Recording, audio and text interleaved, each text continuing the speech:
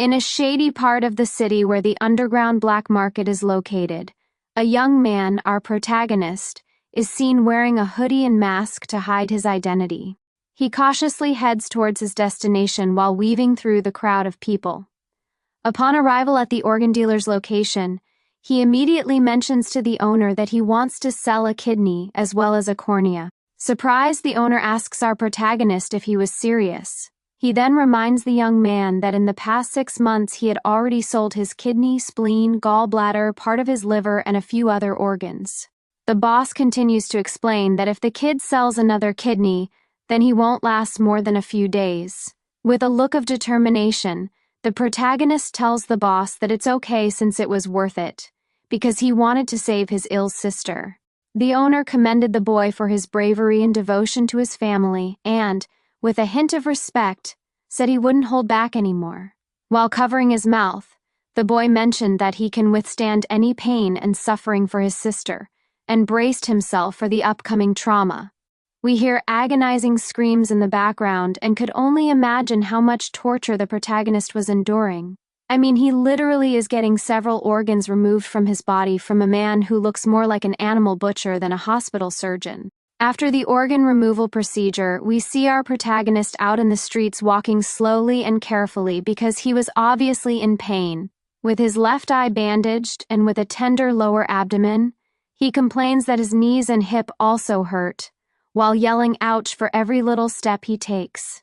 He finds himself a quiet and deserted location nearby and peeks around the corner to make sure no one was following him. He casually lifts up the bottom of his hoodie and we see the wad of cash he has stuffed into his pants. He calls upon his powers of regeneration, and we see his left eye and all other wounds miraculously heal in a matter of moments. We discover his true purpose for selling his organs. He was trying to gather enough cash to pay for a job transfer ritual. The $30,000 he just received for his cornea and kidney plus the money he received for the previous organs he sold was just enough for the ritual. He then lets out a laugh, revealing that he has no ill sister or dying mother. He laughs even harder, remembering his impeccable acting and how the organ dealer believed in his lies. Yes, this is our protagonist.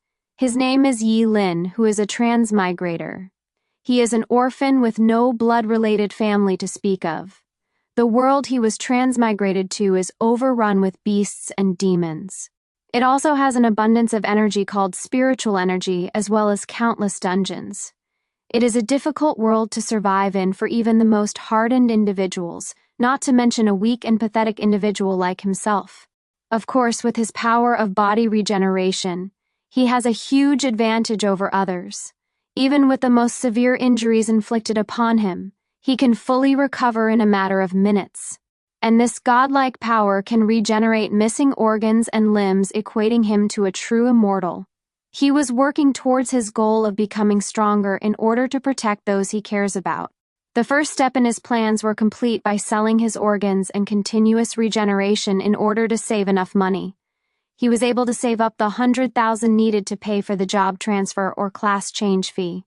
Only by going through the class transfer ritual can he become stronger. Today was the day of the class transfer ritual.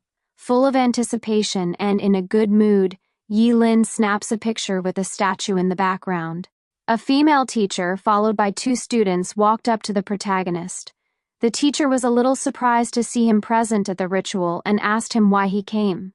One of the students recognized him and wondered how a poor student like Yi Lin could afford to attend the ritual. Yi Lin forces a distressed and sad look on his face, conjures up some tears and hurriedly runs up to the teacher. He tells the teacher, named Miss Wang, that he had no choice but to take out a class transfer loan. We must applaud our protagonist for his superb acting skills. Not believing what she just heard, Miss Wang couldn't help but exclaim in shock. A class transfer loan? The 2 students behind her couldn't help but comment that if the protagonist ended up with a useless profession, then he would end up miserably working the rest of his life just to pay back the loan. With a sigh and a slight hint of concern on her face, the teacher comforts Yi Lin and tells him to give it his all, since there was no turning back now. She then hurries him to head inside since the ritual was about to begin. He thanks the teacher and slyly wipes the conjured tears while smiling smugly inside for being able to easily fool his teacher and classmates. We see a large crowd of students spectating in rows in front of a large stage. Several were waiting for their turn to be called up on stage for the ritual. On the stage, there was an old man standing next to a huge, brightly glowing orb. The stern-looking old man in the traditional clothing was the principal of the school. In a loud, booming voice, he calls out for the next participant in the ritual to head up to the stage. A nerdy-looking boy started walking to the stage. While heading to the stage, he was recognized by some classmates who identified him as Gao Dayu from Class 5, and also a poor student like our protagonist. Gao Dayu couldn't help but sigh at the exorbitant fee he paid for the ritual. He was concerned that he would eventually end up with a useless support-type class, wasting this expensive opportunity. Haha, my little nerdy friend, you just jinxed yourself. Once he reached the orb, he was instructed by the principal to place his hand on the orb and relax his entire body. He nodded in confirmation and proceeded to follow the instructions. After the nerdy boy's ritual was completed, the principal announced that he obtained an A-rank support-type class of poultry breeder. Gao Dayu couldn't help but lament in disappointment because he just acquired the class he least wished for.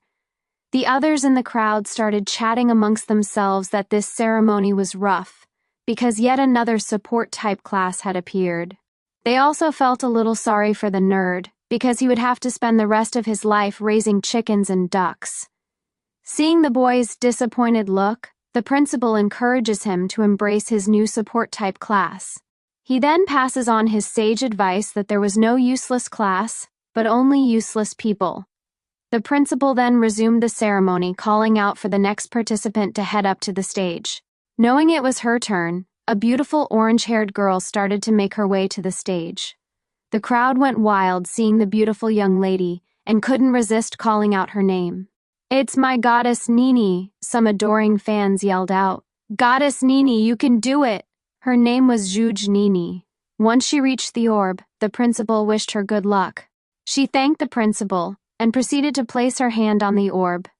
The moment she touched the orb, a spectacular anomaly occurred, overshadowing the normal reactions from previous participants. A whirlpool of bright orange, red, and yellow fire lit up the sky and seemed to dance about in a circle, like they were welcoming a newly born goddess of fire. The entire crowd, including the stern-looking principal, couldn't help but look up at the sky. With eyes wide open and drawn to the burning sky, the principal announced that she obtained a triple S-rank fire mage class. And with a hint of pride and excitement, he announced that their academy could now hold their heads up high. The ecstatic crowd showered their goddess Nini with joyful, unending praises. A few male admirers complained that it was over for them since they now wouldn't even be able to admire her anymore. Our main protagonist nonchalantly looked around, probably thinking that these goddess Nini admirers were a bunch of morons.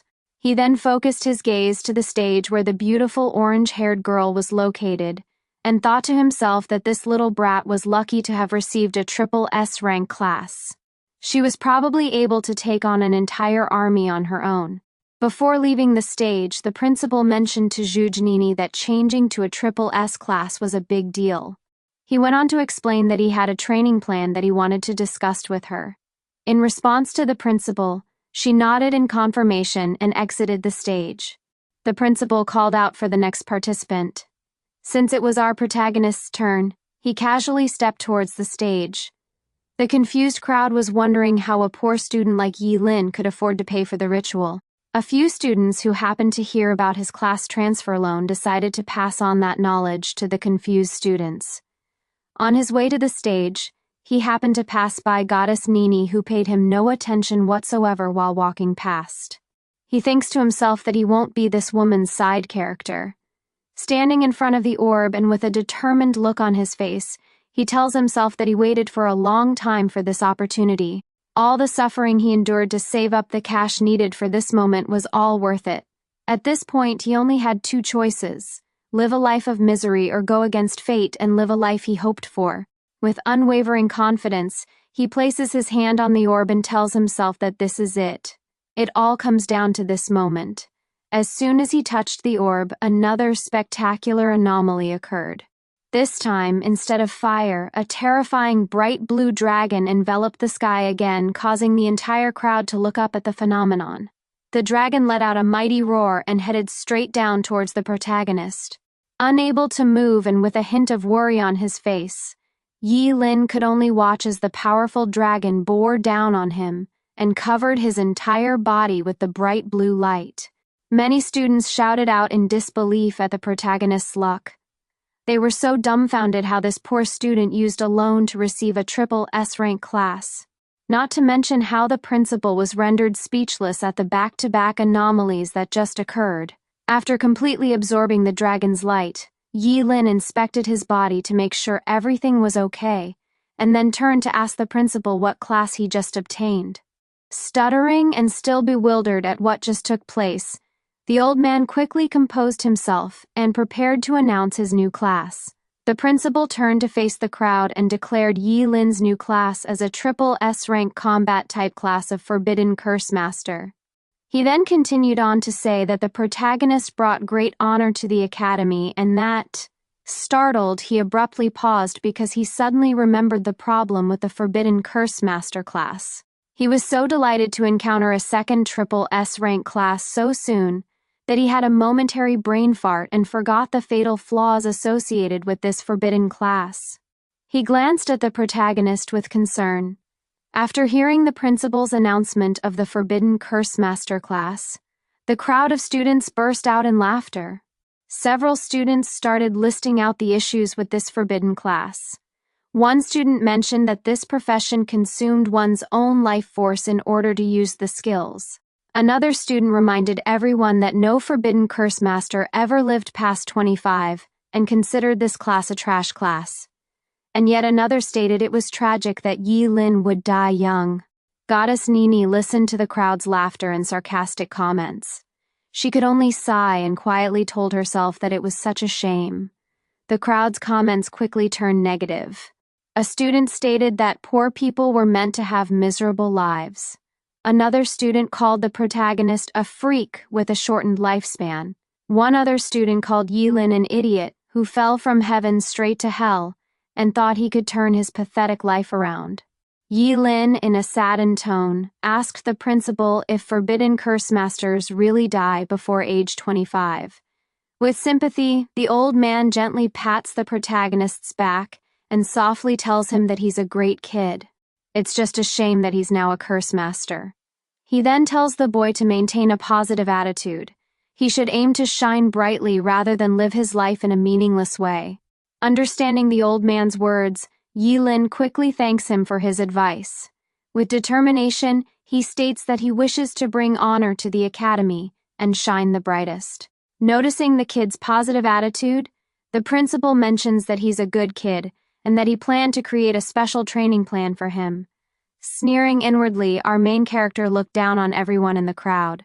He thinks to himself that none of these people have a clue of his true power. They have no idea that the Forbidden Curse Master class is the perfect choice for him because of his immortality.